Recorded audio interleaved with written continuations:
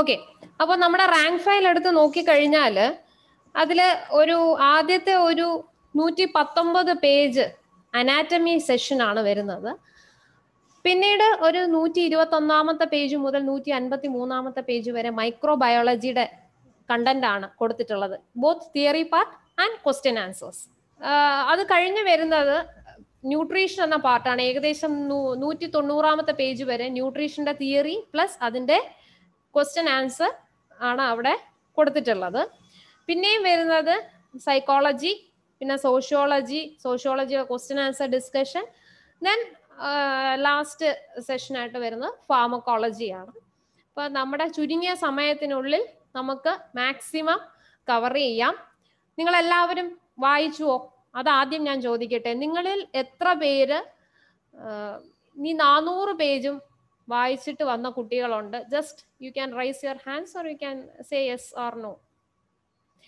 നമ്മൾ പഠിക്കുന്നത് കൃത്യമായും ഡീറ്റെയിൽഡ് ആയിട്ടും നന്നായിട്ടും ബേസ് ഇട്ട് പഠിച്ചു പോവുക. ഓക്കെ, അപ്പോൾ ഈ ഒരു സെഷന്റെ ഇഫക്റ്റീവ്നെസ് അനുസരിച്ചായിരിക്കും തുടർന്നുള്ള നമ്മുടെ മെന്റർഷിപ്പിന്റെ പരിപാടികൾ വരിക. ഇനിയും സോഡിയാക്ക് നിങ്ങൾക്ക് വേണ്ടി പല പുതിയ സ്ട്രാറ്റജീസും പ്ലാൻ ചെയ്യുന്നുണ്ട്. All it depends upon how much the student is participating and the feedback from the students. Okay, അതാണ് ഞാൻ തുടക്കത്തിൽ തന്നെ പറഞ്ഞത്.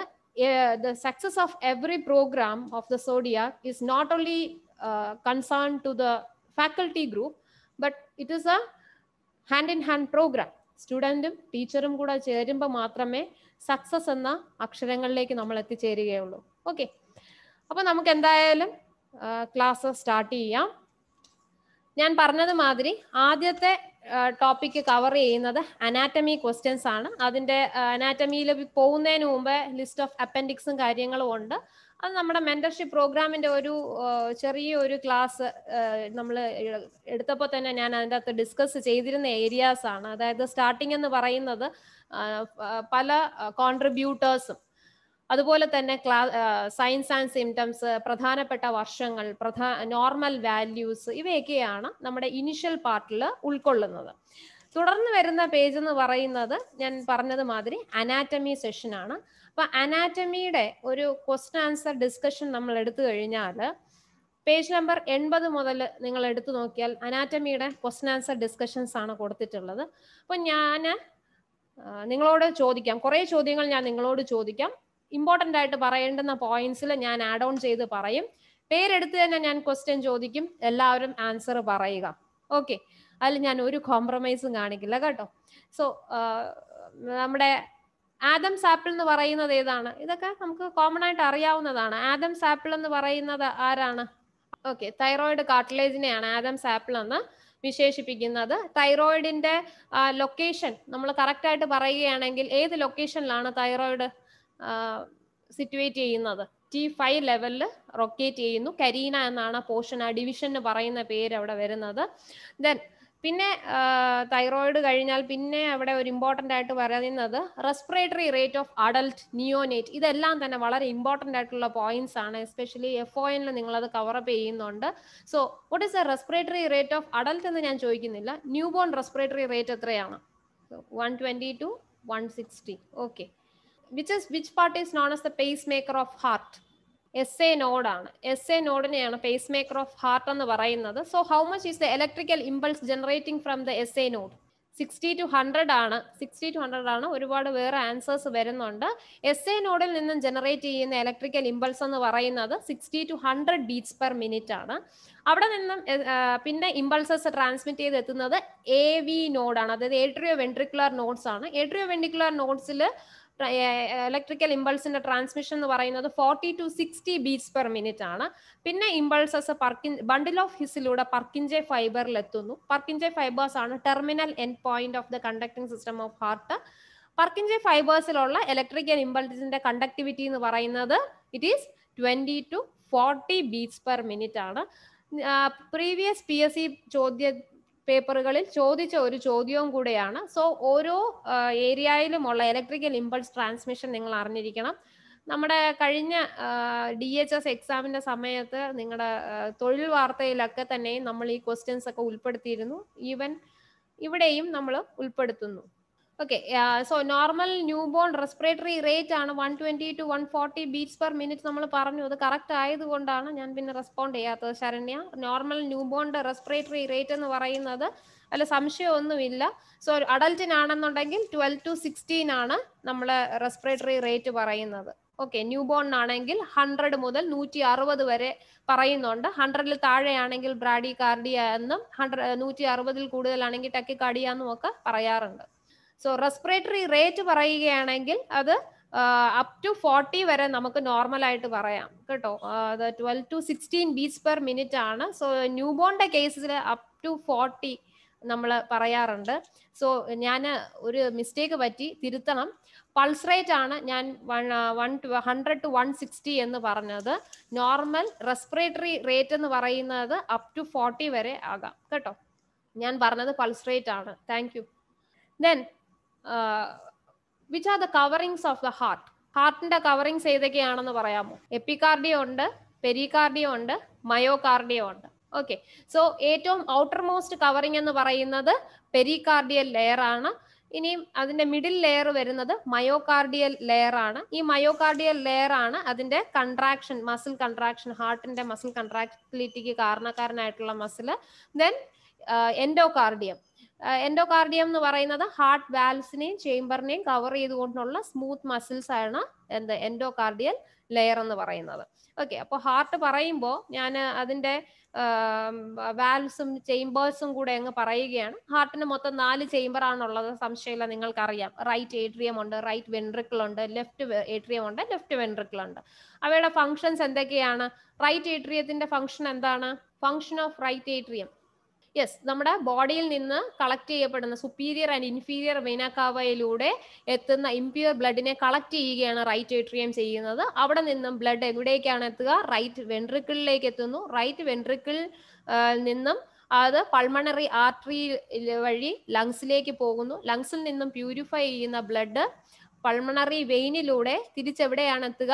ലെഫ്റ്റ് ഏട്രിയത്തിൽ എത്തുന്നു. ലെഫ്റ്റ് ഏട്രിയത്തിൽ നിന്നും ലെഫ്റ്റ് വെൻട്രിക്കിളിൽ എത്തുന്നു. അപ്പൊ ലെഫ്റ്റ് വെൻട്രിക്കിളിനുള്ള ഒരു പ്രത്യേകത എന്ന് പറഞ്ഞാൽ largest and most muscular chamber of the എന്ന് പറയുന്നത് ലെഫ്റ്റ് വെൻട്രിക്കിൾ ആണ്. ബിക്കോസ് അവിടെ കുറച്ചും കൂടെ കൺട്രാക്ടിലിറ്റി കൂടുതലായിട്ടുള്ള ഏരിയ ആണ്, കൂടുതൽ വർക്ക് ലോഡ് അയോട്ടയിലേക്കാണ് ലെഫ്റ്റ് വെൻട്രിക്കിളിൽ നിന്നും ബ്ലഡ് എത്തുന്നത്. ഓക്കെ, അയോട്ടയിൽ കയറുന്ന ബ്ലഡ് സിസ്റ്റമിക് സർക്കുലേഷനിൽ എൻ്ററുകയാണ് പതിവ്. സോ അതാണ് ഹാർട്ടിന്റെ 4 ചേംബർ. അപ്പോൾ what are the 4 valves in the heart? ഹാർട്ടുമായി ബന്ധപ്പെട്ടുള്ള ചോദ്യമാണ്. 4 വാൽവ് ഹാർട്ടിൽ കാണുന്നത് ഏതൊക്കെയാണ്? Mitral valve. സോ മൈട്രൽ വാൽവിന്റെ മറ്റൊരു പേരെന്താണ്? സോ മൈട്രൽ വാൽവ് ഉണ്ട്, സെമി ലൂണാർ വാൽവ് ഉണ്ട്, ഏട്രിയോ വെൻട്രിക്കുലർ വാൽവ്. ഒരുപാട് ആൻസേഴ്സ് വരുന്നുണ്ട്. Very good. അപ്പോൾ ഹാർട്ടിന്റെ വാൽവ്സ് എടുത്ത് നോക്കിക്കഴിഞ്ഞാൽ പ്രധാനമായിട്ടും 2 ഏട്രിയോ വെൻട്രിക്കുലാർ വാൽവ്സ് ഉണ്ട്, 2 സെമി ലൂണാർ വാൽവ്സ് ഉണ്ട്. ക്ലിയർ ആവുന്നുണ്ടോ? 2 ഏട്രിയോ വെൻട്രിക്കുലാർ വാൽവ്സ് ഏതൊക്കെയാണ്? 2 atrioventricular valves. Tricuspid valve. അപ്പൊ ട്രൈ കസ്പിഡ് എന്ന് പറയുമ്പോൾ റൈറ്റ് സൈഡ് ഓഫ് ദ ഹാർട്ടിലാണ് കാണാൻ സാധിക്കുക. അപ്പൊ ട്രൈയിലും RI എന്നുള്ള വേർഡ് ഉണ്ട്, മൈട്രലിലും ട്രൈയിലും RI എന്നുള്ള വേർഡ് ഉണ്ട്, റൈറ്റ് സൈഡിൽ RI എന്നുള്ള വേർഡ് ഉണ്ട്. ആ രീതിയിലെങ്കിലും നിങ്ങൾ ഓർത്ത് വെക്കുക. Tricuspid right side of the heart. Then mitral or bicuspid left side of the heart ആണ് കാണുക.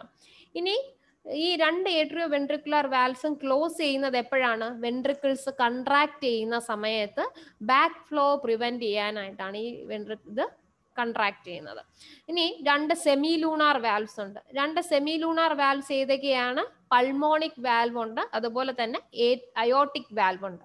പൾമോണിക് വാൽവ് എവിടെയാണ് സ്ഥിതി ചെയ്യുന്നത്?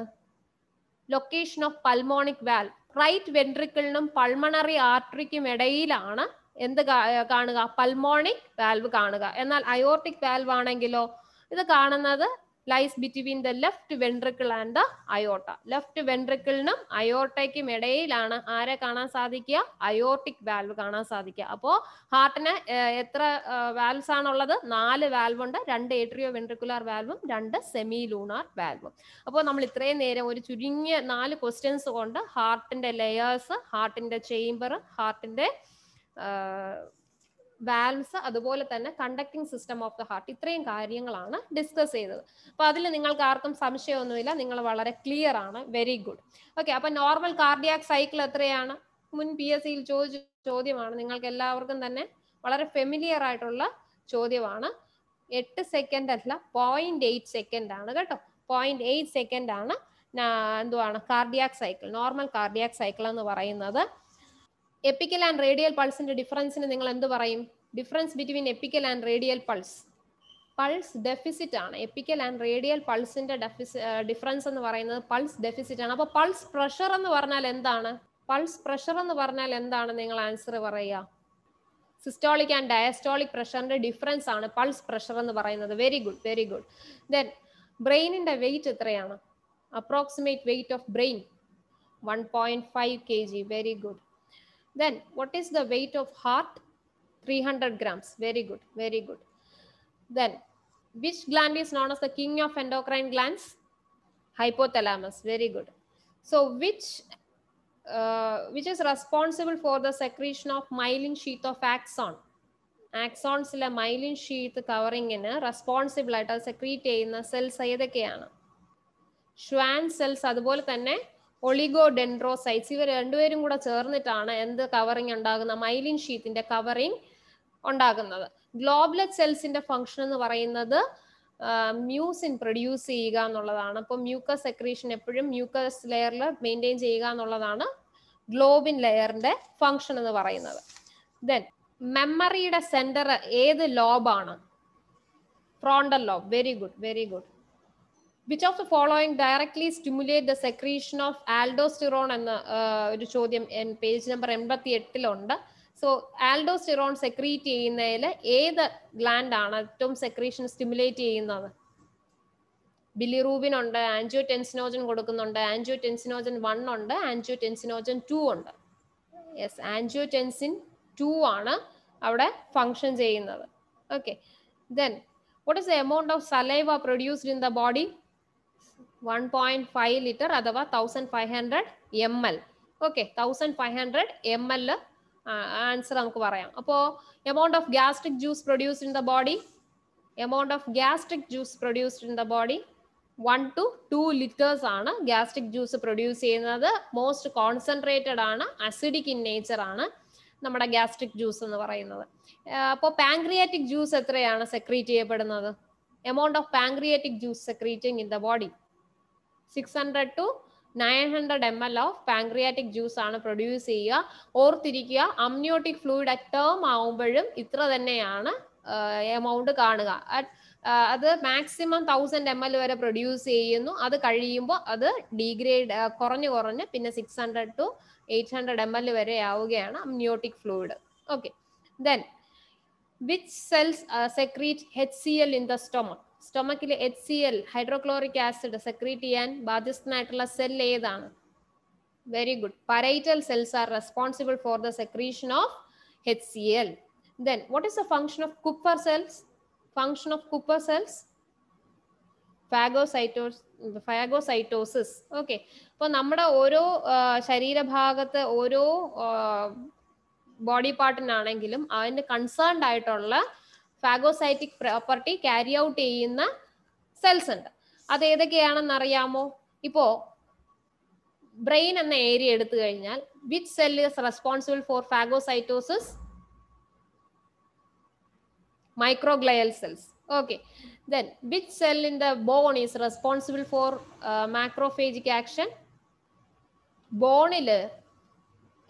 ബോണില് മാക്രോഫേജിക് ആക്ഷൻ ക്യാരി ഔട്ട് ചെയ്യുന്ന സെൽസിന് എന്താ പറയുക?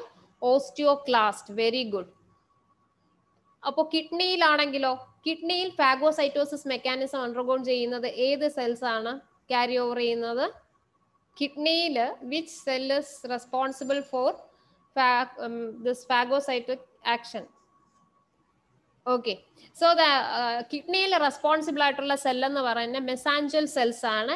MESANGIAL. Mesangial cells are responsible for macrophagial action. Okay, അപ്പൊ അറിയാത്ത കുട്ടികൾ നോട്ട് ചെയ്യുക. മെസാൻജിയൽ സെൽസ് ഏതാണ്? MESANGIAL. Mesangial cells are responsible for the phagocytotic action in the kidney. Then which cell is responsible for macrophagic action in the skin? സ്കിന്നില് ഏത് cells ആണ് ഈ മാക്രോഫേജിക് action carry over ചെയ്യുക? Langerhans cells, അതായത് കലയും പൂജയും മാത്രമാണ് correct ആയിട്ടുള്ള ഉത്തരം പറഞ്ഞത്. അപ്പൊ ബാക്കി കുട്ടികൾക്ക് അറിയാത്തത് കൊണ്ടാകാമെന്ന് ഞാൻ പ്രതീക്ഷിക്കുന്നു. അപ്പൊ അറിയാത്ത കുട്ടികൾ നോട്ട് ചെയ്ത് വെക്കുക. Langerhans cells in the skin are responsible for the macrophagial actions. Okay, clear ആയോ?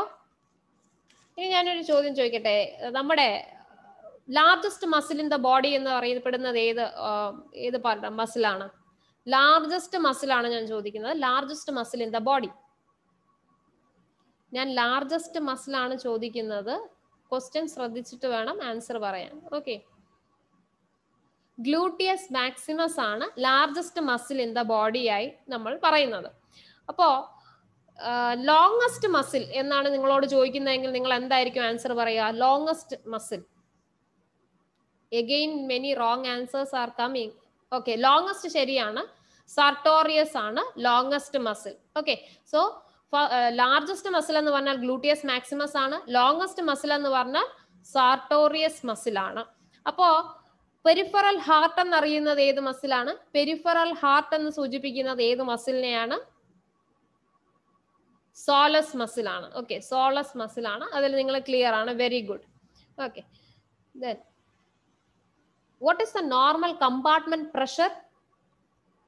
It is 0 to 10 mm of Hg ആണ് നോർമൽ കമ്പാർട്ട്മെന്റ് പ്രഷർ. അപ്പോൾ നമ്മുടെ ഈ നോർമൽ കമ്പാർട്ട്മെന്റ് പ്രഷർ പറയുമ്പോൾ ഇതുപോലെയുള്ള കുറച്ച് നോർമൽ വാല്യൂസും കൂടെ ഞാനൊന്ന് മെൻഷൻ ചെയ്യുകയാണ്. What is A normal intra ocular pressure?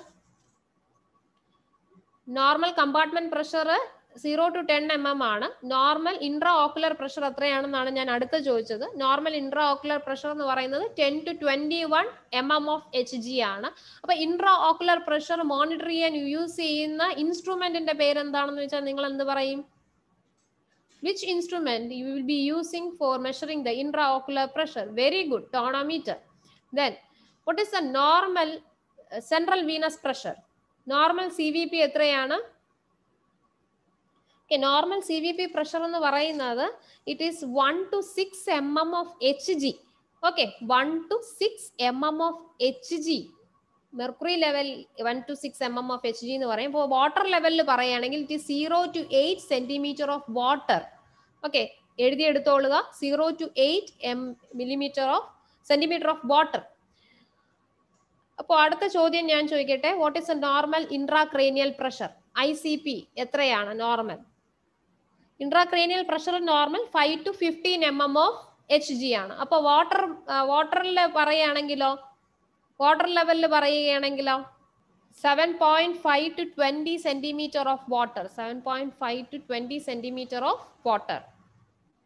അതെ, 1.36 കൊണ്ട് മൾട്ടിപ്ലൈ ചെയ്താലും മതി. Okay, then what is the length of auditory canal? നമ്മുടെ ഓഡിറ്ററി കനാലിന്റെ ലെങ്ത് എത്രയാണ്? ഇറ്റ് ഈസ് 2.5 centimeter അല്ലേ? അപ്പോൾ ഞാൻ ചോദിക്കട്ടെ, യുറീറ്ററിന്റെ ലെങ്ത് എത്രയാണ്? What is the length of ureter? Yes, very good, 25 centimeter. ഒരുപാട് 4 centimeter. യുറീത്ര ആണ് 4 centimeter. അപ്പൊ യുറീറ്റർ എന്ന് പറയുമ്പോൾ 25 centimeter. അപ്പൊ ക്വസ്റ്റ്യൻ നമ്മൾ ശ്രദ്ധിക്കുക. അപ്പോൾ എനിക്ക് തോന്നുന്നു ഈ ഒരു ആൻസൈറ്റി ഉള്ളത് കൊണ്ടാവും പെട്ടെന്ന് ഫാസ്റ്റ് ആയിട്ട് ആൻസർ പറയാനുള്ളത് കൊണ്ട് അതിന്റെ ഒരു ഹെർനെസ് കാണുന്നുണ്ട്. അപ്പോ സ്കിന്നിന്റെ ടോട്ടൽ സർഫസ് ഏരിയ എത്രയാണെന്ന് ചോദിച്ചാൽ എത്ര ആൻസർ പറയുക? It's A surface area of skin. Largest organ ആണ് അല്ലേ? അപ്പൊ സ്കിന്നിന്റെ സർഫസ് ഏരിയ എന്ന് പറയുന്നത് എത്രയാണ്? സോ സ്കിന്നിന്റെ സർഫസ് ഏരിയ നമ്മൾ നോക്കേണ്ടത് it is 15 to 20 square feet. ഞാൻ സ്ക്വയർ ഫീറ്റ് റേറ്റ് ആണ് പറയുന്നത്. 15 to 20 സ്ക്വയർ ഫീറ്റ് ആണ് സ്കിന്നിന്റെ ലെങ്ത് നമ്മൾ അറിഞ്ഞിരിക്കേണ്ടുന്നത്. ഓക്കെ, ഇനി ഫ്രീലി മൂവബിൾ ജോയിന്റിന് ഒരു എക്സാമ്പിൾ പറഞ്ഞാൽ നിങ്ങൾ എന്ത് പറയും? Give me an example for freely movable joint. Freely movable joint തന്നെയാണ്. അപ്പോൾ നമ്മുടെ ശരീരത്തിൽ നോക്കിക്കഴിഞ്ഞാൽ പ്രധാനമായും 3 ടൈപ്പ് ഓഫ് ജോയിന്റ് ആണ് കാണാൻ സാധിക്കുക. Arthrosis, synarthrosis, diarthrosis, അങ്ങനെ 3 ടൈപ്പ് ഓഫ് ജോയിൻസ് കാണാൻ സാധിക്കും. അതിൽ സിൻ ആർത്രോസിസ് എന്ന് പറഞ്ഞാൽ മൂവ് ചെയ്യാത്ത ജോയിൻസിനെയാണ് പറയുക സിൻ ആർത്രോസിസ്. എക്സാമ്പിൾ നമ്മുടെ സ്കൾ ബോൺസ്, അതിലെ ജോയിൻസ് എന്ന് പറഞ്ഞാൽ മൂവ് ചെയ്യപ്പെടാത്ത ജോയിൻസ് ആണ്. എന്നാൽ ആംഫി ആർത്രോസിസ് എന്ന് പറഞ്ഞാൽ പാർഷ്യലി മൂവിങ് ആയിട്ടുള്ള ജോയിൻസ് ആണ്. അപ്പൊ ആംഫി ആർത്രോസിന് എക്സാമ്പിൾ പറഞ്ഞാൽ നിങ്ങൾ എന്തായിരിക്കും പറയുക? വെർട്ടിബ്രേ ഈസ് എ ആംഫി ആർത്രോട്ടിക്കിന് എക്സാമ്പിൾ ആയിട്ട് പറയാം. Okay, then diarthrosis, freely movable. Diarthrosis എന്ത് പറയും? ഷോൾഡർ ജോയിൻസ് ആയി ഇവിടെയൊക്കെ ഫ്രീ ആയിട്ട് പോകുന്നത്. അപ്പോൾ ആംഫി ആർത്രോസിന് മറ്റൊരു കുറച്ചും കൂടെ ക്ലാസിക് എക്സാമ്പിൾ ആയിട്ട് പറയാം നമ്മുടെ പ്യൂബിക് ജോയിന്റ്. ഓക്കെ, അപ്പോൾ ഇതാണ് 3 type of joint. Musculo skeletal വരുമ്പോൾ ഇതേ ക്വസ്റ്റ്യൻ നിങ്ങൾ അവിടെയും ഡിസ്കസ് ചെയ്യുന്ന ക്വസ്റ്റ്യൻ തന്നെയാണ്. ഓക്കെ, ഇനി which vitamin is synthesised by the skin? സ്കിന്നിൽ സിന്തസൈസ് ചെയ്യുന്ന വൈറ്റമിൻ ഏതാണെന്ന് ചോദിച്ചാൽ ഏതാ? വൈറ്റമിൻ ഡി ആണ് സ്കിന്നിൽ സിന്തസൈസ് ചെയ്യുന്നത്. അപ്പോൾ അൾട്രാ വയലറ്റ് റേസിന്റെ സഹായത്തോടു കൂടി നമ്മുടെ സ്കിന്നിൽ മെലാനിൻ സിന്തസൈസ് പിഗ്മെന്റിലൂടെ നമ്മുടെ വൈറ്റമിൻ ഡി സിന്തസൈസ് ചെയ്യുന്നു. എന്നാൽ എന്താണ് നീഗ്രോസ് അല്ലെങ്കിൽ കറുത്ത വർഗ്ഗക്കാരിൽ വൈറ്റമിൻ ഡിയുടെ ഡെഫിഷ്യൻസി കാണാറുണ്ട്. ബിക്കോസ് അവരുടെ ശരീരത്തിൽ സൂര്യരശ്മികൾ പതിച്ചു കഴിഞ്ഞാൽ അത് റിഫ്ലക്ട്ലി തിരിച്ചു പോകാനുള്ള ടെൻഡൻസി കൂടുതലാണ്. അതുകൊണ്ട് അവരിൽ വൈറ്റമിൻ ഡി ഡെഫിഷ്യൻസി കാണാറുണ്ട്. Then what is the normal pH of skin? സ്കിന്നിന്റെ നോർമൽ pH എത്രയാ? 4.5 to 4.2 to 5.6. അപ്പോൾ 4 to 5 ആണ് എന്ന് നമുക്ക് പറയാം. അപ്പോൾ ഞാൻ ചോദിക്കട്ടെ, what is the pH of salivary amylase? അത് സലൈവയുടെ pH എത്രയാണ്?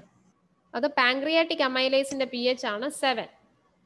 സലൈവറി അമൈലേസിന്റെ pH 4 to 5. Okay, very good. 4 to 5 ആണ് സലൈവയുടെ pH എന്ന് പറയുന്നത്. Then what is the pH of urine? അതും PSCയിൽ മുന്നേ ചോദിച്ച ചോദ്യമാണ്. യൂറിൻ pH എത്രയാണ് എന്നുള്ളത്.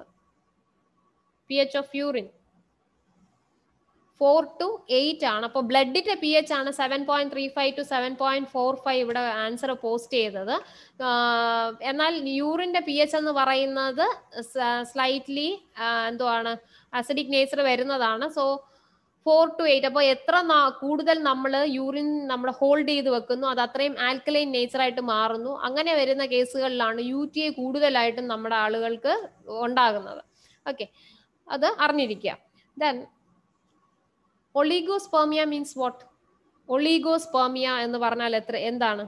ഒളിഗോസ്പെർമിയ എന്ന് പറഞ്ഞാൽ സ്പേം കൗണ്ട് ലെസ് ആണ്. ഓക്കെ, സ്പേം കൗണ്ട് എത്രയിൽ കുറയുമ്പോഴാണ് ഒളിഗോസ്പെർമിയ എന്ന് പറയുന്നത്? അതായത് ഇവിടെ ലെസ് ദാൻ 20. അപ്പോൾ നോർമലി 15 മില്യൺ സ്പേംസ് ആണ് സെമനിൽ കാണേണ്ടുന്ന സ്പേമിന്റെ കൗണ്ട് എന്ന് പറയുന്നത്. 15 മില്യൺ സ്പേം കൗണ്ട് ആണ് കാണേണ്ടുന്നത്. എന്നാൽ അതിൽ താഴെ പോയി കഴിഞ്ഞാൽ നമുക്ക് ഒളിഗോസ്പെർമിയ എന്ന് പറയാം. അപ്പോൾ ഈ സെമന്റെ pH എത്രയാണെന്ന് വെച്ചാൽ നിങ്ങൾ എത്ര പറയും? What is the pH of semen? 7.5. Very good Saranya. അപ്പോൾ അത് ആൽക്കലൈൻ ആണോ അസിഡിക് ആണോ എന്താണ്? ഇറ്റ് ഈസ് സ്ലൈറ്റ്ലി ആൽക്കലൈൻ ആണ്. ഓക്കെ, സ്ലൈറ്റ്ലി ആൽക്കലൈൻ ആണ്, അസിഡിക് അല്ല. ആൻസർ തെറ്റാണ്, ആൽക്കലൈൻ ആണ്, സ്ലൈറ്റ്ലി ആൽക്കലൈൻ ആണ്. ഇനി what do you mean by aspermia? Aspermia എന്ന ടെർമിനോളജി കേട്ടിട്ടുണ്ടോ? എന്താണ് aspermia? Absence. Okay, absence of what? Absence of sperm. ഉത്തരം തെറ്റാണ്. Absence of semen on ejaculation. അപ്പോൾ സെമിനൽ ഫ്ലൂയിഡ് ഇജാക്കുലേഷനിൽ ഇല്ല എങ്കിൽ അതിന് പറയുന്ന പേരാണ് എന്ത്? ആസ്പെർമിയ എന്ന് പറയും. അറിയാത്ത കുട്ടികൾ എഴുതിക്കൊള്ളുക. അപ്പോൾ അടുത്ത ചോദ്യം, വാട്ട് ഈസ് ആസ്തിനോസ്പെർമിയ? ആസ്തിനോസ്പെർമിയ എന്നാൽ എന്ത്? ഇപ്പോൾ സ്പേമിന്റെ മോട്ടിലിറ്റി കുറയുന്ന കണ്ടീഷനെയാണ് നമ്മൾ എന്ത് പറയുക? ആസ്തിനോസ്പെർമിയ എന്ന് പറയുക. Reduced sperm motility is called asthenospermia. Now the next terminology what I am asking is, what is teratospermia? Teratospermia, it is the defect in the sperm mutation. Sperm inde thanne mutation alla, maturation. Sperm inde maturation il undavunna defect ine parayunna perana teratospermia. Abnormal sperm alla, sperm inde maturation il undagunna abnormality aanu teratospermia ennu parayuka. Appo what is necrospermia? Necrospermia എന്നാൽ എന്താണ്? Okay, dead സ്പേമിനെയാണ് necro. അപ്പൊ necrophilia, നിങ്ങൾ സൈക്കാട്രിയിൽ ഒരു terminology പഠിക്കും, necrophilia. അതുപോലെ ഇവിടെ നമ്മൾ അനാറ്റമിയിൽ അറിഞ്ഞിരിക്കേണ്ട ഒരു വേർഡാണ് നെക്രോസ്പേമിയ. ഓക്കെ, ഇനി ഇത്രയും നമ്മൾ സ്പേമിനെ കുറിച്ചൊക്കെ സംസാരിച്ചത് കൊണ്ട് ചോദിക്കുകയാണ്, സ്പേം പ്രൊഡ്യൂസ് ചെയ്യുന്നത് എവിടെയാണ്? സെമിനിഫറസ് ട്യൂബ്യൂൾസിലാണ് സ്പേം പ്രൊഡ്യൂസ് ചെയ്യുന്നത്. അത് സ്റ്റോർ ചെയ്യുന്നത് എപ്പിഡിഡൈമിസിലാണ്. ഓക്കെ, സ്പേം പ്രൊഡ്യൂസ് ചെയ്യുന്നത് സെമിനിഫറസ് ട്യൂബ്യൂൾസിലാണെങ്കിൽ അത് സ്റ്റോർ ചെയ്യുന്നത് എപ്പിഡിഡൈമിസിലാണ് എന്ന് ഓർക്കുക. നെക്സ്റ്റ്, അപ്പോ ഞാൻ ഇത്രയും നേരം നമ്മുടെ സ്പേം, സെമൻ, അതിന്റെ ഡീറ്റെയിൽസ് ആണ് പറഞ്ഞത്. അപ്പോൾ ഞാൻ ചോദിക്കട്ടെ, what is the vaginal P H? Vaginal P H എത്രയാണ്? വജൈനൽ പി എച്ച് എന്ന് പറയുന്നത് നമ്മുടെ അസിഡിക് നേച്ചർ ആണ്. വജൈനയുടെ പി എച്ച് നേച്ചർ എന്ന് പറയുന്നത് ദാറ്റ് ഈസ് 3.8 to 4.5 ആണ്. അപ്പൊ ഈ അസിഡിക് നേച്ചറിന് റെസ്പോൺസിബിൾ ആയിട്ടുള്ള ഓർഗാനിസം ഏതെന്ന് ചോദിച്ചാൽ നിങ്ങൾ എന്താ ആൻസർ പറയാ?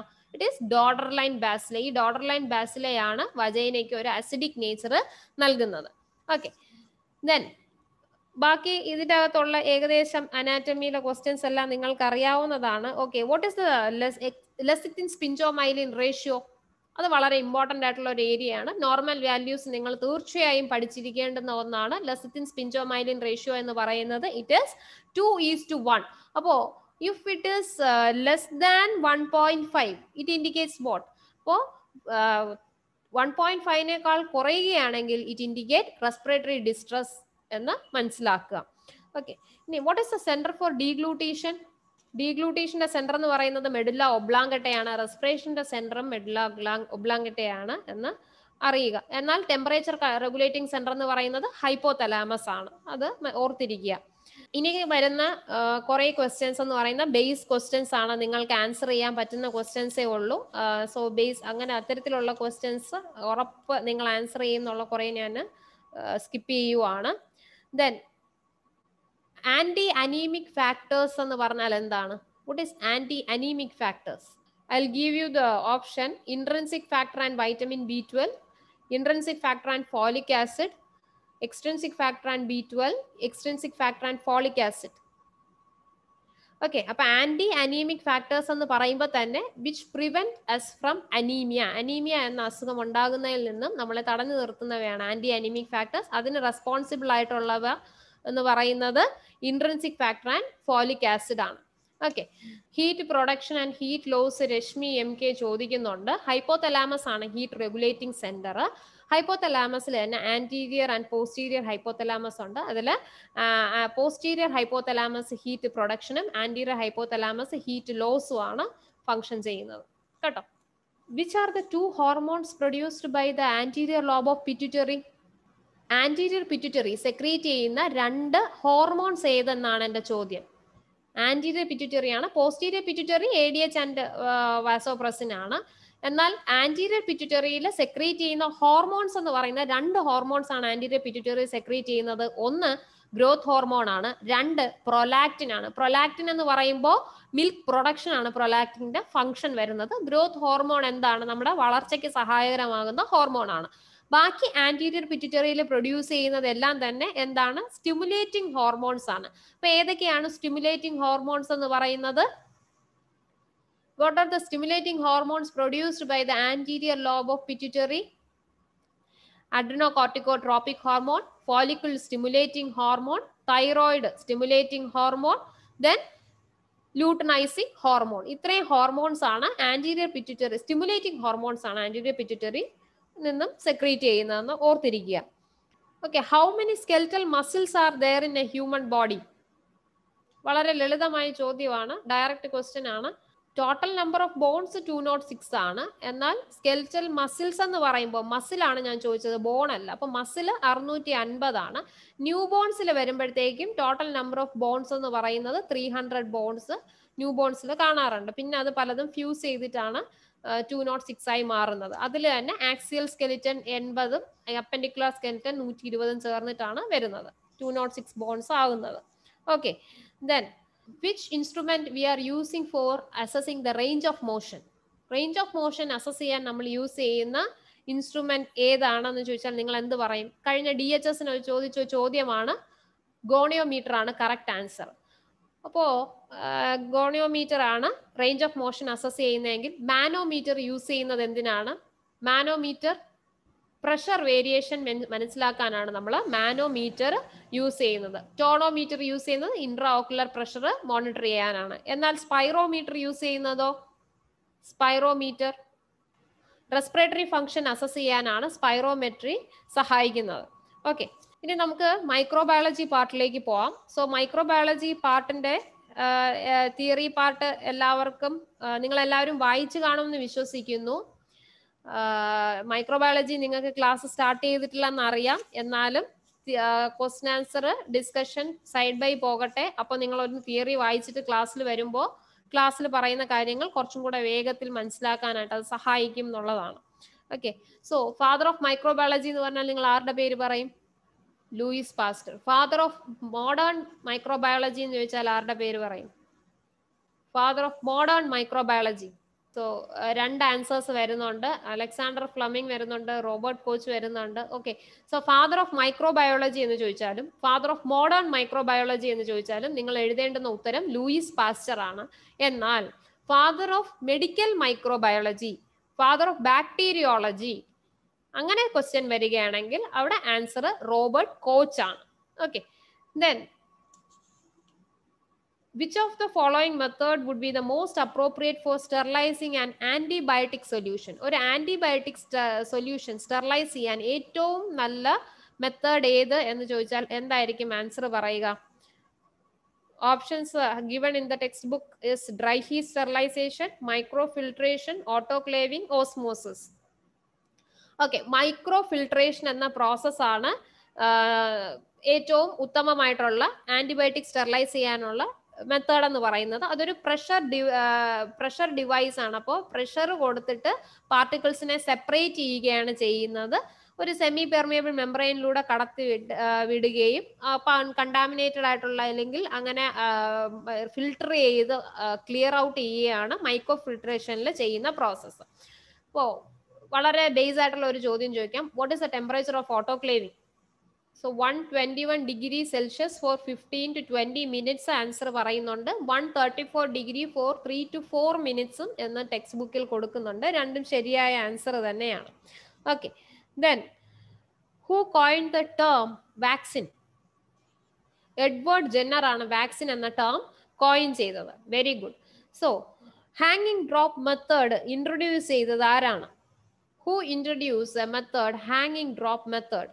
ഓക്കെ, റോബർട്ട് കോച്ച് ആണ് ഹാങ്ങിങ് ഡ്രോപ്പ് മെത്തേഡ് ഇൻട്രൊഡ്യൂസ് ചെയ്തത്. അപ്പൊ ബാക്ടീരിയയുടെ മോട്ടിലിറ്റി അസസ് ചെയ്യാനായി നമ്മൾ യൂസ് ചെയ്യുന്ന ഒരു മെത്തേഡാണ് ഹാങ്ങിങ് ഡ്രോപ്പ് മെത്തേഡ് എന്നുള്ളത്. അത് ഇൻട്രൊഡ്യൂസ് ചെയ്തിട്ടുള്ളത് റോബർട്ട് കോച്ച് ആണ്. Okay, then going to the next question.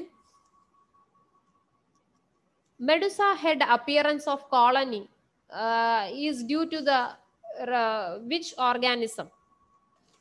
Bacillus ആന്ത്രാക്സിന്റെ റെസ്പോൺസിബിലിറ്റി ആണ് ഈ മെഡുസ ഹെഡ് അപ്പിയറൻസ് എന്ന് പറയുന്നത്. ഓക്കെ, ദെൻ അതുപോലെ തന്നെ ചൈനീസ് ലെറ്റർ അപ്പിയറൻസിൽ കാണുന്ന ഓർഗാനിസം ഏതെന്ന് ചോദിച്ചാൽ നിങ്ങൾ എന്തായിരിക്കും ആൻസർ പറയുക? Chinese letter appearance Cornybacterium diphtheriae, the appearance of Cornybacterium diphtheriae is Chinese letter appearance. Okay, then which transport medium will be using for Vibrio cholerae? Vibrio cholerae ki use ചെയ്യുന്ന transport medium ഏത്?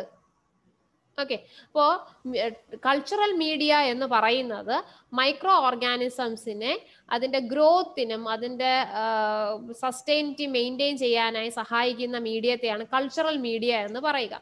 അപ്പോൾ cultural medias transporting medias ഉണ്ട്. Transporting medias എന്ന് പറഞ്ഞാൽ micro ഓർഗാനിസത്തിനെ from the site to the lab transport ചെയ്യുമ്പോൾ അതിൻ്റെ ഗ്രോത്തിന് അല്ലെങ്കിൽ അതിൻ്റെ pH-നൊന്നും മാറ്റം വരുത്താതിരിക്കാൻ യൂസ് ചെയ്യുന്ന മീഡിയമാണ് ട്രാൻസ്പോർട്ട് മീഡിയ. അങ്ങനെ വിബ്രിയോ കോളറയെ ട്രാൻസ്പോർട്ട് ചെയ്യാനായി യൂസ് ചെയ്യുന്ന മീഡിയ എന്ന് പറയുന്നത് വെങ്കിട്ട രാമകൃഷ്ണ മീഡിയമാണ്. ഓക്കെ, ദെൻ എന്നാൽ നമ്മുടെ നൈസീരിയ ഗൊണേറിയയ്ക്ക് യൂസ് ചെയ്യുന്ന മെത്തേഡാണ് ട്രാൻസ്പോർട്ട് മീഡിയ എന്ന് പറയുന്നത് ഏതാണ് അറിയോ? Stuart media. Okay, very good, Stuart media. Then who discovered acid fast staining? Paul Ehrlich ആണ് നമ്മുടെ ടെക്സ്റ്റ് ബുക്കിൽ കൊടുക്കുന്ന ആൻസർ. സോ ശരിക്കും സ്റ്റെയിനിങ് ടെക്നിക്ക് കണ്ടുപിടിക്കുന്നത് ക്രിസ്ത്യൻ ഗ്രാംസ് ആണ് സ്റ്റെയിനിങ് ടെക്നിക്ക് കണ്ടുപിടിക്കുന്നത്. എന്നാൽ ആസിഡ് ഫാസ്റ്റ് സ്റ്റെയിനിങ് എന്ന മെത്തേഡ് കണ്ടുപിടിച്ചു കൊണ്ടുവന്നത് സിയാൽ നെൽസൺസ് ആണ് ആസിഡ് ഫാസ്റ്റ് സ്റ്റെയിനിങ് കണ്ടുപിടിച്ചു കൊണ്ടുവരുന്നത്. അവരോടൊപ്പം കോൺട്രിബ്യൂഷൻ നടത്തിയിട്ടുള്ള ഒരു വ്യക്തിയാണ് പോൾ എൽറിച്ച്. പോൾ എൽറിച്ചിനെ കീമോതെറാപ്പിയുടെ ഉപജ്ഞാതാവായി നമ്മൾ പറയാറുണ്ട്, Paul Ehrlich. Okay, then grape like സ്ട്രക്ചറിൽ കോക്കെ കാണപ്പെടുകയാണെങ്കിൽ നമ്മൾ അവയെ എന്ത് പറയും? If the cocci appearing in grape like structure, what you will call four?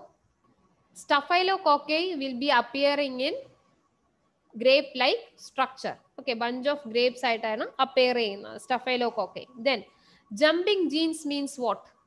Jumping genes, question number 69 on page number 143. ട്രാൻസ്പോൺസിനെയാണ് നമ്മൾ ജമ്പിങ് ജീൻസ് എന്ന് പറയുന്നത്. അതായത് അതിന്റെ ജനറ്റിക് മെറ്റീരിയൽ അതിന് ഒരു ഭാഗത്ത് നിന്ന് മറുഭാഗത്തേക്ക് ചാടി ചാടി നിൽക്കുന്ന തരത്തിലുള്ള ജീൻസിനെയാണ് ട്രാൻസ്പോൺസ് എന്ന് നമ്മൾ പറയുക. Okay, then which immunoglobulin is transport across the placenta and provide passive immunity to the newborn? Transplacentally cross ചെയ്യാൻ കഴിവുള്ള ഇമ്യൂണോഗ്ലോബുലിൻ ഏതാണ്? It is IgG. ഓക്കെ, അപ്പോൾ നമ്മുടെ ഇപ്പോഴത്തെ DHS കഴിഞ്ഞ എക്സാമിനും ഒരു ചോദ്യം ഉണ്ടായിരുന്നു, ആഫ്റ്റർ ബർത്ത് കുഞ്ഞിൽ കാണുന്ന ഇമ്യൂണോഗ്ലോബുലിൻ ഏതാണെന്നുള്ളത്. സോ അത് കറക്റ്റ് ആൻസർ IgG ആയിരുന്നു. അതിന് കാരണം എന്ന് പറയുന്നത് ഈവൻ IgGയുടെ ആക്ഷൻ ആഫ്റ്റർ ബർത്ത് ആണെങ്കിലും ആ കുഞ്ഞിൽ കാണും എന്നുള്ളതാണ്. IgA ആക്ടിവേറ്റ് ആയി വരാൻ it will take even though it will take delay, IgG will carry over the work. Okay, what is the strength of Dettol solution? ഒരുപാട് പ്രാവശ്യം ചോദിച്ച ഒരു ചോദ്യമാണ്. 1:40 ആണ് ഡെറ്റോൾ സൊല്യൂഷന്റെ സ്ട്രെങ്ത് എന്ന് പറയുന്നത്. എന്നാൽ സാവ്ലോൺ 1:20 ആണ് അറിയുക. ഓക്കെ, ദെൻ അതുപോലെ സെയിം ചോദിക്കുന്ന ചോദ്യമാണ് ഇൻഫെക്ഷൻ കൺട്രോൾ പ്രാക്ടീസ്. എപ്പോഴും ആ ഏരിയയിൽ നിന്നും ചോദ്യങ്ങൾ ചോദിക്കാറുണ്ട്. ആബ്സെൻസ് ഓഫ് ഇൻഫെക്ഷൻ, എസെപ്സിസ് എന്ന് പറയും. അപ്പോൾ അവിടെ അത് പഠിക്കുമ്പോൾ disinfection, sterilisation, prophylactic disinfection, concurrent, terminal disinfection, ഇങ്ങനെയുള്ള കുറേ ടെർമിനോളജീസ് നിങ്ങൾ പഠിക്കേണ്ടുന്നതായിട്ടുണ്ട്. അത് നമ്മുടെ തിയറി ക്ലാസ് കവർ ചെയ്യുമ്പോൾ നമുക്ക് അവിടെ കവർ ചെയ്യാവുന്ന ഇതേ ഉള്ളൂ. Okay, then Paul Bunnell test, അത് ഏത് ഡിസീസിന്റെ ഡയഗ്നോസ്റ്റിക് ടൂൾ ആയിട്ടാണ് നമ്മൾ യൂസ് ചെയ്യുക? Paul Bunnell test, IMN. That is IMN എന്ന് പറഞ്ഞാൽ എന്താണ്? ഇൻഫെക്റ്റഡ് മോണോ ന്യൂക്ലിയസ് എന്ന അസുഖത്തിനെ കൺഫർമേറ്ററി നമ്മൾ ചെയ്യുന്നതാണ് Paul Bunnell test. Okay, then iatrogenic infections which cause congenital malformation in fetus. അപ്പോൾ കുഞ്ഞുങ്ങളിൽ ഫീറ്റസിൽ മാൽഫോർമേഷന് കാരണമായിട്ടുള്ള അയാട്രോജനിക് ഇൻഫെക്ഷൻ ഏത് എന്നുള്ളതാണ് ചോദ്യം. അയാട്രോജനിക് ഇൻഫെക്ഷൻസ് ആണോ, ടെറാറ്റോജനിക് ഇൻഫെക്ഷൻസ് ആണോ, അക്വാർഡ് ഇൻഫെക്ഷൻ ആണോ, ആന്റി ഇൻഫെക്ഷൻ ആണോ? ടെറാറ്റോജനിക് ഇൻഫെക്ഷൻ ആണ്. അതായത് അമ്മയിൽ നിന്നും കുഞ്ഞിലേക്ക് ട്രാൻസ്പ്ലാസന്റലി ക്രോസ് ചെയ്യാനും ഇൻഫെക്ഷൻ ഉണ്ടാക്കാനും സ്ട്രെങ്ത് ഉള്ള ഇമ്യൂണോഗ്ലോബുലിൻസ്, അവയാണ് നമ്മൾ ടെറാറ്റോജെനിസിറ്റി എന്ന് പറയുക. എക്സാമ്പിൾ ഇപ്പോൾ നമ്മുടെ വൈറ്റമിൻ A എക്സസ് ആയി കഴിഞ്ഞാൽ even it can cause teratogenic effect to the child, foetus. Okay, so that is it regarding the microbiology. അതിൽ ഏകദേശം ഇമ്പോർട്ടൻ്റ് ആയിട്ടുള്ള ഒരു ഏരിയാസ് ഒക്കെ നമ്മൾ കവർ ചെയ്തു. Now coming to the nutrition part. Nutrition പാർട്ടിന്റെ ക്വസ്റ്റ്യൻ ആൻസർ ഡിസ്കഷൻ നമ്മൾ എടുക്കുമ്പോൾ which of the following mineral are necessary for formation of bone and teeth? Of course നിങ്ങൾക്ക് അറിയാം, കാൽഷ്യവും ഫോസ്ഫറസും മെഗ്നീഷ്യവും ഫ്ലൂറിനും ഇതെല്ലാം സപ്പോർട്ട് ആണ്. അപ്പോൾ ഫ്ലൂറിന്റെ ലെവൽ നമ്മുടെ ഡ്രിങ്കിങ് വാട്ടറിൽ കൂടി കഴിഞ്ഞു കഴിഞ്ഞാലും ഡെന്റൽ ആൻഡ് സ്കെൽറ്റൽ ഫ്ലൂറോസിസ് ഉണ്ടാവാനുള്ള ചാൻസ് ഉണ്ട്. ദെൻ കാൽഷ്യം, ഫോസ്ഫറസ് എന്ന് പറഞ്ഞാൽ നമ്മുടെ ശരീരത്തിൽ 2:1 എന്ന അനുപാതത്തിൽ കാണപ്പെടേണ്ടുന്ന മിനറൽസ് ആണ്. അവയാണ് നമ്മുടെ എല്ലിനും പല്ലിനും ഒക്കെ വേണ്ടുന്ന സ്ട്രെങ്ത് കൊടുക്കുക. ഇതിലെ ഏറ്റവും ഹാർഡസ്റ്റ് പാർട്ട് ഓഫ് ദ സംഗതി എന്ന് പറയുന്നത് നമ്മുടെ ഇനാമൽ ആണ്. ഏറ്റവും ഹാർഡസ്റ്റ് ആയിട്ടുള്ള പാർട്ട് എന്ന് പറയുന്നത്. അപ്പൊ ക്വസ്റ്റ്യൻ നമ്പർ 9 and 10 നോക്കുകയാണെങ്കിൽ കെയിൻ ഷുഗർ, ബീറ്റ് ഷുഗർ എന്ന 2 വേർഡ്സ് കൊടുത്തിട്ടുണ്ട്. അപ്പൊ എന്താണ്? So cane sugar and beet sugar എന്ന് പറയുമ്പോൾ രണ്ടിലും ഷുഗറിന്റെ പ്രസൻസ്, സൂക്രോസിന്റെ പ്രസൻസ് ഉണ്ട്. അപ്പോൾ 99% അതിൻ്റെ അകത്ത് ഷുഗർ തന്നെയാണ് ഉള്ളത്. അതിൽ ഒരു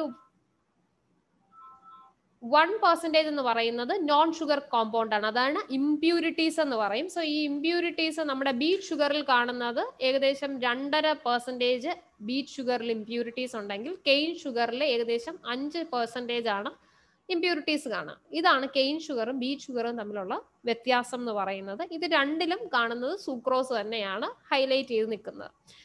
ഇനി ക്വസ്റ്റ്യൻ നമ്പർ 6, ഹീമോഗ്ലോബിൻ നമ്മുടെ ശരീരത്തിൽ പ്രൊഡ്യൂസ് ചെയ്യുന്നത് എന്തിന്റെ സഹായത്തോടു കൂടി എന്നുള്ള ആണ് ചോദ്യം. 2 മിനറൽസ് ആണ് ഹീമോഗ്ലോബിൻ പ്രൊഡക്ഷനുമായി ബന്ധപ്പെട്ട് വരുന്നത്. ഒന്ന് കോപ്പർ ഉണ്ട്, മറ്റൊന്ന് അയൺ ഉണ്ട്. ഓക്കെ, സോ അപ്പോൾ cane sugar and beet sugar ആണ് നമ്മൾ പറഞ്ഞുകൊണ്ടിരുന്നത്. അതിനുശേഷം നമ്മൾ ഹീമോഗ്ലോബിൻ പ്രൊഡക്ഷനുമായി ബന്ധപ്പെട്ടൊരു ചോദ്യമാണ് ഡിസ്കസ് ചെയ്തത്. അപ്പോൾ കോപ്പറും അയണും ഈ 2 മിനറൽസ് ആണ് നമ്മുടെ ശരീരത്തിൽ RBC ഫോർമേഷനുമായി ബന്ധപ്പെട്ട് നിൽക്കുന്നത്. അപ്പൊ ഇത് രണ്ടും ഇപ്പോൾ അയണിന്റെ അബ്സോർപ്ഷൻ ആണെങ്കിലും യൂട്ടിലൈസേഷൻ ആണെങ്കിലും കോപ്പറിന്റെയും അയണിന്റെയും പ്രസൻസ് വളരെ അത്യാവശ്യമായിട്ടുള്ള ഒരു ഘടകമാണ്. അതുപോലെ തന്നെ metabolism of glucose and cholesterol, അതിനും എന്തിന്റെ പ്രസൻസ് ഉണ്ടാവണം? കോപ്പറിന്റെ പ്രസൻസ് ഉണ്ടാവണം. അതെല്ലാം കോപ്പറിന്റെ അഡീഷണൽ ഫങ്ഷൻസ് ആണ്. ഓക്കെ, എന്താണ് അയഡിൻ വാല്യൂ എന്ന് പറയുന്നത്? Iodine value any idea? നമ്മുടെ ക്വസ്റ്റ്യനിൽ ഒരു 16ാമത്തെ ചോദ്യം അയഡിൻ വാല്യൂവുമായി ബന്ധപ്പെട്ടാണ്. അയഡിൻ വാല്യൂ എന്ന് പറയുന്നത് നമ്മുടെ ഫാറ്റ് അല്ലെങ്കിൽ ഓയിലിൽ എത്ര ശതമാനം അൺസാച്ചുറേറ്റഡ് ഫാറ്റ് ഉണ്ട് എന്ന് ഡിറ്റർമിൻ ചെയ്യുന്നതാണ് അയഡിൻ വാല്യൂ എന്ന് പറയുന്നത്. ഏകദേശം കോക്കനട്ട് ഓയിൽ, നമ്മുടെ തേങ്ങാ എണ്ണ എടുത്തു കഴിഞ്ഞാൽ 95% ഫാറ്റി ആസിഡ്സും സാച്ചുറേറ്റഡ് ആണ്. എന്നാൽ സൺഫ്ലവർ ഓയിൽ നമ്മൾ എടുത്തു കഴിഞ്ഞാൽ 70% പോളി അൺസാച്ചുറേറ്റഡ് ഫാറ്റി ആസിഡ് ആണ്. അതായത് അതിൽ അയഡിൻ വാല്യൂ കൂടുതലാണ് എന്ന് മനസ്സിലാക്കുക. ഇനി എന്താണ് റാൻസിഡിറ്റി എന്ന് പറഞ്ഞു കഴിഞ്ഞാൽ? ഇതെല്ലാം ഒരു എന്താണ് പുതിയ ടെർമിനോളജീസ് ആണ് നിങ്ങൾ ന്യൂട്രീഷനിൽ കേൾക്കുന്ന. റാൻസിഡിറ്റി അല്ലെങ്കിൽ റാൻസിഡിഫിക്കേഷൻ എന്ന പ്രോസസ് എന്താണ്? നമ്മുടെ അനിമൽ ഫാറ്റില് അത് കൂടുതലായി സ്റ്റോർ ചെയ്യുമ്പോൾ ഫാറ്റ് കംപ്ലീറ്റ്ലി ഓക്സിഡൈസ് ചെയ്യപ്പെടുന്നു. അതുകൊണ്ട് തന്നെ ലൈറ്റിലോ എയറിലോ മോയ്സ്ചറിലൊക്കെ എക്സ്പോസ് ചെയ്യുമ്പോൾ അതിന് ഒരു ഓഫ് ഫ്ലേവർ ഉണ്ടാകുന്നു. അപ്പോൾ ആ ഫാറ്റിനുണ്ടാകുന്ന ഓഫ് ഫ്ലേവറിനെയാണ് റാൻസിഡിറ്റി എന്ന് പറയുക. ഓക്കെ, ദെൻ ഇപ്പോൾ ഒരു ക്വസ്റ്റ്യൻ വരികയാണ്, richest source of vitamin A ഏത് എന്ന് ചോദിച്ചാൽ നിങ്ങൾ ആൻസർ എന്തായിരിക്കും പറയുക? നമ്മുടെ ഫിഷ് ലിവർ ഓയിലിലാണ് ഏറ്റവും കൂടുതൽ വൈറ്റമിൻ എ അടങ്ങിയിട്ടുള്ളത്. അപ്പോൾ എഗ്ഗിലും ഗീയിലും ഇല്ലേ എന്ന് ചോദിക്കും. എഗ്ഗിലാണെങ്കിലും മിൽക്കിലാണെങ്കിലും എല്ലാം ഉണ്ട്. But presence of vitamin A അതിന്റെ ഒരു കാറ്റഗറി നോക്കുമ്പോൾ it is more in the fish liver oil. Okay, then question number 32 നിങ്ങൾ നോക്കിക്കഴിഞ്ഞാൽ burning feet syndrome. Burning feet syndrome ഏത് ഡെഫിഷ്യൻസിയുമായി ബന്ധപ്പെട്ടാണ് നിങ്ങൾക്ക് കാണാൻ സാധിക്കുക എന്നുള്ളതാണ്. സോ നമ്മുടെ പാൻറ്റോത്തിനിക് ആസിഡിന്റെ ഡെഫിഷ്യൻസി ഉണ്ടാകുമ്പോഴാണ് ബേണിംഗ് ഫീറ്റ് സിൻഡ്രോം എന്ന കണ്ടീഷൻ ഉണ്ടാവുക. അതായത് ആളുകളുടെ കാലിന്റെ അടിയിൽ ഭയങ്കരമായിട്ടുള്ള പെയിൻ, അത് എസ്പെഷ്യലി രാത്രി സമയങ്ങളിൽ കൂടുന്നതായി നിങ്ങൾക്ക് കാണാൻ സാധിക്കും. സോ ബേണിംഗ് ഫീറ്റ് സിൻഡ്രോം എന്ന് പറഞ്ഞാൽ പെരിഫറൽ ന്യൂറൈറ്റിസ് ന്യൂറോപ്പതിയുടെ ഒരു ലക്ഷണവും കൂടെയാണ് ബേണിംഗ് ഫീറ്റ് സിൻഡ്രോം എന്ന് പറയുന്നത്. സോ അത് വൈറ്റമിൻ B5 അഥവാ പാൻറ്റോത്തിനിക് ആസിഡിന്റെ ഡെഫിഷ്യൻസിയുമായി ബന്ധപ്പെട്ടാണ് കാണാൻ സാധിക്കുക. Then slipped tendon, question number 39 on page number 181. Slipped tendon എന്ന് പറയുന്നത് ആരിലാണ് അല്ലെങ്കിൽ എന്ത് ഡെഫിഷ്യൻസിയുമായി ബന്ധപ്പെട്ടാണ് കാണാൻ സാധിക്കുക എന്നുള്ളതാണ് ചോദ്യം. അപ്പം സ്ലിപ്ഡ് ടെൻഡൻ എന്ന് പറയുന്നത് ഈ ഇൻക്യുബേറ്ററിൽ വെച്ച് വിരിയുന്ന കോഴിക്കുഞ്ഞുങ്ങളിൽ കാണാൻ സാധിക്കുന്ന ഒരു പ്രശ്നമാണ് സ്ലിപ്ഡ് ടെൻഡൻ അഥവാ പെറോസിസ് എന്നും പറയാം. പെറോസിസ് അല്ലെങ്കിൽ കോൺഡ്രോഡിസ്ട്രോഫി എന്നും നമുക്കതിനെ പറയാം. സോ വൈറ്റമിൻ ഡെഫിഷ്യൻസി കാരണമാണ്, അതായത് ഈ ജനിക്കുന്ന കോഴിക്കുഞ്ഞുങ്ങളിലാണ് ഇത് കൂടുതലായിട്ടും കാണുന്നത്. ഓക്കെ, ദെൻ കൊബാൾട്ടിന്റെ ടോക്സിസിറ്റി കാരണം എന്തുണ്ടാകും? Cobalt toxicity can lead to what? കൊബാൾട്ടിന്റെ ടോക്സിസിറ്റി കാരണം നമ്മുടെ RBCയുടെ പ്രൊഡക്ഷൻ കൂടുന്നു. അതുപോലെ തന്നെ കൊബാൾട്ട് കൂടിക്കഴിഞ്ഞാൽ ഹാർട്ട് മസിൽസിന് അത് ടോക്സിക് ആയിട്ട് വരുന്നു. സോ ഇത് കാരണം കൺജസ്റ്റീവ് ഹാർട്ട് ഫെയിലുവർ ഉണ്ടാകാനുള്ള സാധ്യതയുണ്ട്. RBC നമ്പർ കൂടുന്നതിന്റെ പറയുന്ന പേരാണ് പോളിസൈത്തീമിയ എന്ന് പറയും. ഇനി എന്താണ് സിപ്പി ഡയറ്റ് എന്ന് പറയുന്നത്? പെപ്റ്റിക് അൾസറിന് അഡ്വൈസബിൾ ആയിട്ടുള്ള ഒരു ഡയറ്റ് ആണ് സിപ്പി ഡയറ്റ് എന്ന് പറയുന്നത്. സോ സിപ്പി ഡയറ്റ് എന്ന് പറഞ്ഞു കഴിഞ്ഞാൽ നമ്മുടെ ഒരു ക്രീം അല്ലെങ്കിൽ മിൽക്ക് എല്ലാം റെഗുലർലി ഇന്റർവെല്ലിൽ പേഷ്യന്റിന് കൊടുക്കുന്നതിനെയാണ് സിപ്പി ഡയറ്റ് എന്ന് പറയുന്നത്. So hourly administration of such kind of milk and creamy food items to the patient and hourly administration of antacids. So this will help in preventing peptic ulcer. അതാണ് Sippy diet, അല്ലെങ്കിൽ peptic ulcer ഉള്ള പേഷ്യൻസിന് follow ചെയ്യുന്ന Sippy റെജിമൻ എന്ന് പറയുന്നത് ഇതാണ്. അപ്പോൾ അതുപോലെ നിങ്ങൾ കേൾക്കുന്ന മറ്റൊരു വേർഡാണ് Kemper rice diet. Kemper rice diet എന്ന് പറയുന്നത് ബ്ലഡ് പ്രഷർ മെയിൻ്റനൻസുമായി ബന്ധപ്പെട്ടാണ് നമ്മൾ ആൾക്കാർക്ക് Kemper diet rice diet plan ചെയ്യുന്നത്. Okay, then grape sugar is otherwise known as glucose എന്നാണ് പറയുക. അപ്പൊ ഗ്രേപ്പ് ഷുഗറിനെ നമ്മൾ ഗ്ലൂക്കോസ് എന്നും പറയാറുണ്ട്. കാരണം പ്ലാന്റ്സിൽ ആസ് നാച്ചുറൽ ആയിട്ട് കാണുന്നത് ഗ്ലൂക്കോസ് ആണ്. അതുകൊണ്ട് തന്നെയാണ് ഗ്രേപ്പ് ഷുഗറിനെ ഗ്ലൂക്കോസ് എന്ന് നമ്മൾ വിളിക്കാനുള്ള കാരണം. ഓക്കെ, ദെൻ പ്രോട്ടീന്റെ പ്രസൻസ് അറിയാൻ യൂസ് ചെയ്യുന്ന ടെസ്റ്റ് ഏതാണെന്ന് ചോദിച്ചാൽ നിങ്ങൾ ഏത് ടെസ്റ്റിന്റെ പേര് പറയും? Biuret test. Okay, very good. Biuret test ആണ് പെപ്റ്റൈഡ് ബോൺസിന്റെ പ്രസൻസ് അറിയാനാണ് ബയൂറെറ്റ് ടെസ്റ്റ് ചെയ്യുക. സോ അതായത് ഈക്വൽ വോളിയത്തിൽ സ്ട്രോങ് സോഡിയവും അല്ലെങ്കിൽ പൊട്ടാസ്യം ഹൈഡ്രോക്സൈഡും എടുത്തിട്ട് അതിനോടൊപ്പം കോപ്പർ സൾഫേറ്റ് മിക്സ് ചെയ്യുമ്പോൾ if you are obtaining a purple colour it indicate the presence of protein. Okay, and once again I am asking a big sorry for having a delay in starting the session, and thank you for your patient participation and listening.